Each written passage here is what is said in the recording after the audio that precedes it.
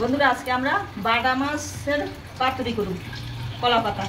দেখো এই আলু কুচিয়ে দিব, একটা আলু দিয়ে দিলাম বাটা মাছের সাথে। হ্যাঁ আমরা তো দিতাম। এই পেঁয়াজ কুচানো, এই পেঁয়াজ রসুন বাটা, মরিচ বাটা, জিরা বাটা, লবণ দিয়ে দিলাম, মরিচের গুঁড়া দিয়ে দিলাম 2 চামচ। দিলে একটু ঝাল ঝাল করতে হইব, কাঁচামরিচ দিয়েছি তো এর জন্য 2 চামচ দিয়েছি। আর হলুদ দিয়ে দিলাম 1.5 চামচ। আর তেলটা দিয়ে দিই। এই অনকা মাটি আলু মাছ মেখে লই, ভালো করে মাখতে বুঝলো। সব কিছুর মধ্যে লবণ টবণ যে ইয়ে হয়।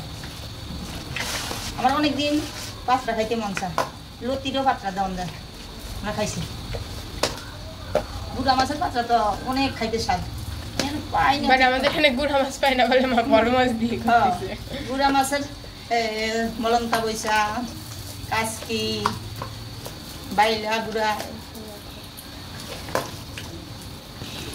এগুলার পাত্রা খাইতে অনেক স্বাদ।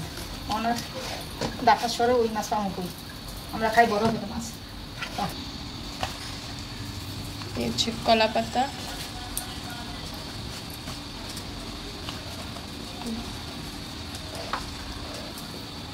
এই দিয়ে দিলাম, সুন্দর সেন্ট হয়। সব মাটিটা কি দিচ্ছি তো।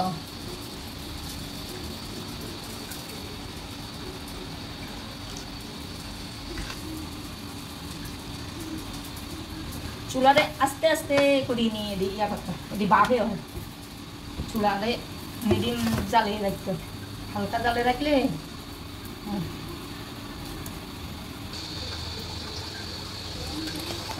যে দিয়ে দিলাম।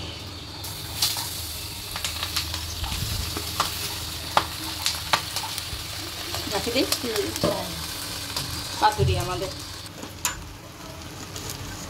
এখন আমরা উল্টাইতে আসি, দেখলাম এই যে কত জল বেরিয়েছে, সুন্দর একটা স্মেল বেরিয়েছে। দেখো জল বেরিয়ে গেছে, অনেক জল বেরিয়েছে। এই যে আস্তে আস্তে টানবো, আস্তে আস্তে টানবো। আর আলু সিদ্ধ হইব, আলু সিদ্ধ হইব, মাছ সিদ্ধ হইব।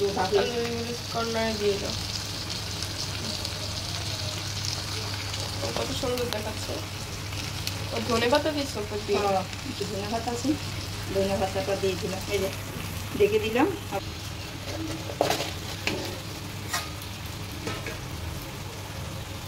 আরো বেশি ধুয়ে গেছে।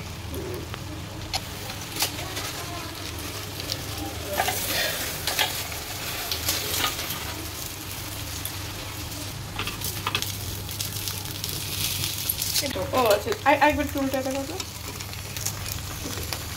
অনেক পিঠ হতে থাকো। ঠিক আছে, একদম